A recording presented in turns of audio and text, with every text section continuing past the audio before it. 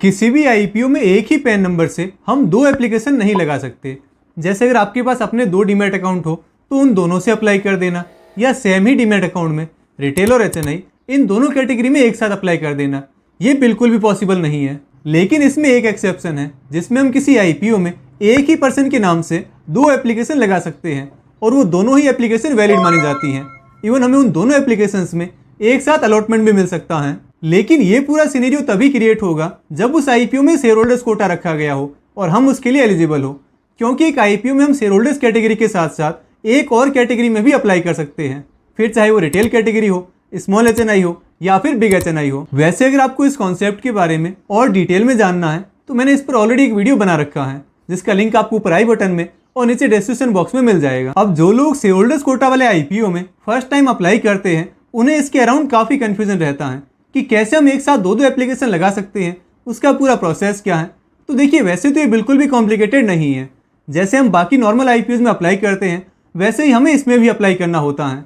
लेकिन फिर भी आज के इस वीडियो में मैं आपको ये लाइव करके दिखाने वाला हूँ, ताकि अगर थोड़ा बहुत कंफ्यूजन है भी तो वो क्लियर हो जाए। आज अभी बजाज हाउसिंग फाइनेंस का आईपीओ ओपन हुआ है, जिसमें बजाज फिनसर्व और बजाज फाइनेंस के शेयर होल्डर्स के लिए 500 करोड़ रुपीज का रिजर्वेशन है और मैं उसके लिए एलिजिबल हूं। अब जैसा मैंने आपको पहले बताया है, हम इसमें दो एप्लीकेशंस लगा सकते हैं। तो एक तो मैं लगाऊंगा रिटेल एप्लीकेशन, जिसमें बस एक लॉट के लिए ही अप्लाई करूंगा, क्योंकि ये आईपीओ ओवर सब्सक्राइब तो होना ही है, तो एक लॉट से ज्यादा के लिए अप्लाई करने का कोई मीनिंग नहीं है। और दूसरी एप्लीकेशन होगी शेयर होल्डर्स कैटेगरी में, जिसमें मैं 13 लॉट्स के लिए अप्लाई करूंगा, जो कि इसकी मैक्सिमम लिमिट है। और वैसे तो मैं हमेशा लास्ट डे पर आईपीओ में अप्लाई करता हूँ, क्योंकि तब तक हमें ओवर सब्सक्रिप्शन का काफी कुछ आइडिया मिल जाता है। लेकिन आज वीडियो के चक्कर में फर्स्ट डे ही अप्लाई कर रहा हूँ, तो आई डोंट नो इसकी शेयर होल्डर्स कैटेगरी कितनी ओवर सब्सक्राइब होगी। अगर 13 टाइम से ज्यादा हुई तब तो ये 13 लॉट्स के लिए अप्लाई करने का कोई मीनिंग नहीं होगा, क्योंकि फिर अलॉटमेंट लॉटरी बेसिस पर होना है। लेकिन अगर सब्सक्रिप्शन 13 टाइम से कम रहा तो प्रोपोर्शनेट बेसिस पर मुझे एटलीस्ट एक लॉट तो मिल ही जाएगा। और दूसरी बात ये कि मैं मोस्टली नेट बैंकिंग के थ्रू ही हर एक आईपीओ में अप्लाई करता हूँ, लेकिन क्योंकि ये उतना कॉमन नहीं है, ज्यादातर लोग यूपीआई से लगाना प्रीफर करते हैं, तो मैं भी आज की ये दोनों एप्लीकेशंस यूपीआई के थ्रू ही लगाने वाला हूँ, ताकि कोई भी कंफ्यूजन ना रहे।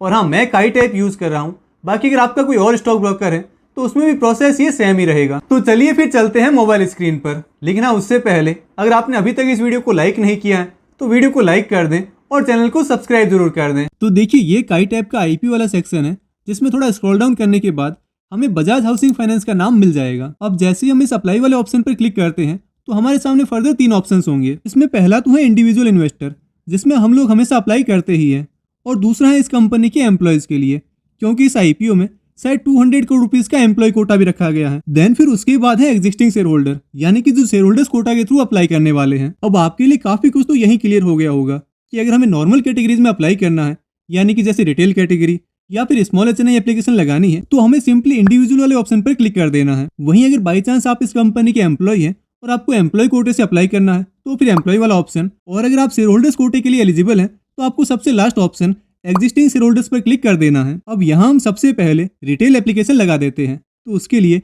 हमें क्लिक करना होगा इंडिविजुअल इन्वेस्टर पर। नेक्स्ट फिर हमें अप्लाई वाले ऑप्शन पर क्लिक करना है। अब यहाँ सबसे पहले यूपीआई आईडी का ऑप्शन है, जो कि मेरी ऑलरेडी मेंशन की हुई है।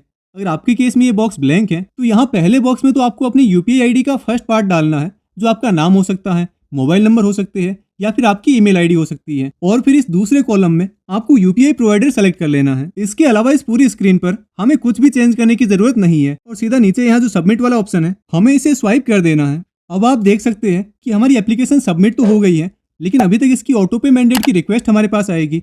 हम उसे एक्सेप्ट करेंगे तभी पूरा प्रोसेस कंप्लीट होगा। अब देखिए, अभी इस आईपीओ में बहुत रश है और यूपीआई सर्वर्स बिल्कुल भी काम नहीं कर रहे हैं, तो शायद ऑटो पे रिक्वेस्ट मिलने में अभी काफी टाइम लगेगा।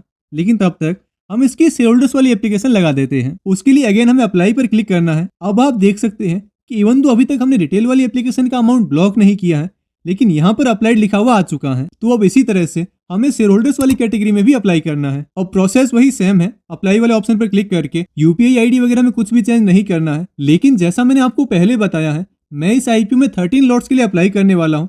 तो यहाँ ये क्वांटिटी वाले कॉलम में जहाँ 214 शेयर्स का एक लॉट है, वहां हमें 13 लॉट्स के लिए अप्लाई करना है। तो 214 मल्टीप्लाई बाय 13, यानी कि मुझे यहाँ 2782 शेयर्स फिल करने हैं। कट ऑफ प्राइस के साथ हमें सबमिट वाले ऑप्शन को स्वाइप कर देना है। अब रिटेल वाली एप्लीकेशन की तरह ये शेयर होल्डर्स एप्लीकेशन भी सबमिट हो चुकी है, लेकिन अगेन ये प्रोसेस कंप्लीट तभी होगा जब हम ऑटो पे रिक्वेस्ट को एक्सेप्ट करेंगे। और आई डोंट थिंक मुझे आपको वो प्रोसेस बताने की ज़रूरत है। जैसे ही हमारे यूपीआई ऐप पर वो ऑटो पे रिक्वेस्ट आएगी तो हमें अपने यूपीआई पिन एंटर करके उसे सिंपली एक्सेप्ट कर लेना है। इसमें कुछ भी कॉम्प्लिकेटेड नहीं है। तो इस तरह से हम एक ही आईपीओ में एक ही डीमैट अकाउंट से दो एप्लीकेशन लगा सकते हैं। एक तो शेयर होल्डर्स कैटेगरी में और दूसरी फिर चाहे रिटेल कैटेगरी में हो, स्मॉल एचएनआई में हो या फिर हो बिग एचएनआई एप्लीकेशन। तो दोस्तों आई होप ये वीडियो आपके लिए हेल्पफुल रहा होगा। अगर ऐसा है तो आप इस वीडियो को लाइक कर दें और चैनल को सब्सक्राइब भी कर दें। और हाँ, आईपीओ मार्केट से जुड़ी रेगुलर अपडेट्स के लिए आप मेरा टेलीग्राम चैनल जरूर ज्वाइन कर लें। इसका लिंक आपको नीचे डिस्क्रिप्शन बॉक्स में मिल जाएगा। हमारी फिर मुलाकात होगी अगले वीडियो में। तब तक के लिए गुड बाय।